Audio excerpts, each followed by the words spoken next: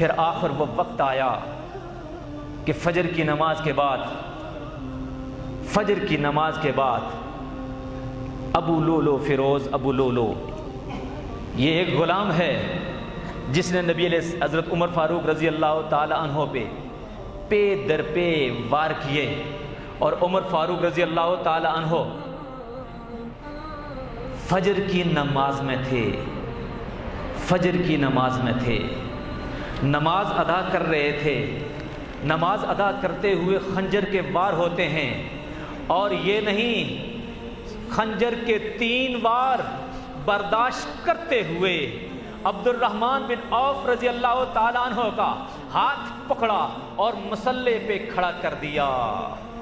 سوچو ذرا، 3 خنجر کے وار لگے ہوں، کہاں ہوش رہتی ہے؟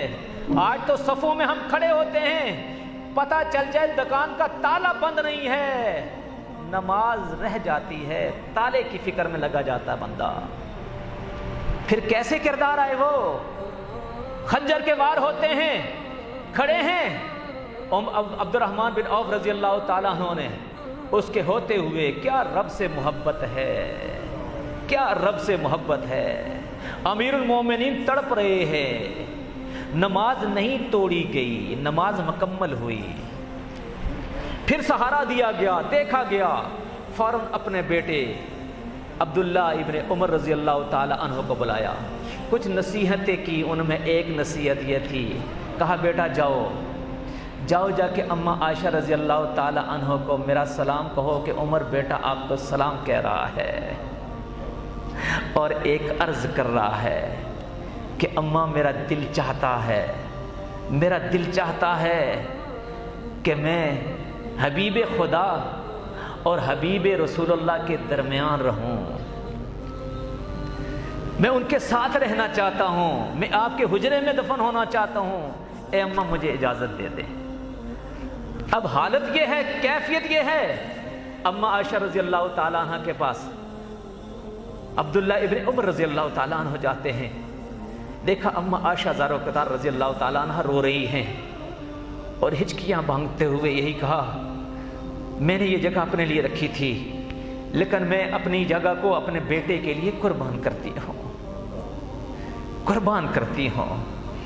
پھر عجیب کیفیت دیکھی گئی، پھر عمر فاروق رضی اللہ تعالی عنہ اپنے بیٹے کی گود میں سر رکھتے ہوئے کہتے ہیں، بیٹا صحابی رسول ہیں، جا کے ان سے پوچھ لیجئے کہ میرا نام کہیں منافقین کی لسٹ میں تو نہیں، اور کہاں ہم ہیں؟ رات کے تہجد کے بعد بیٹھ جاتے ہیں کہ من و سلوہ کیوں نہیں اترتا؟ پوری عمر رب کے لیے لگ گئی، آخرت پہ کیا کیفیت ہے؟ پھر کہا بیٹا مجھے چھوڑ دو، مجھے اس مٹی پہ چھوڑ دو تاکہ میں رب کے ہاں سرخرو ہو جاؤں۔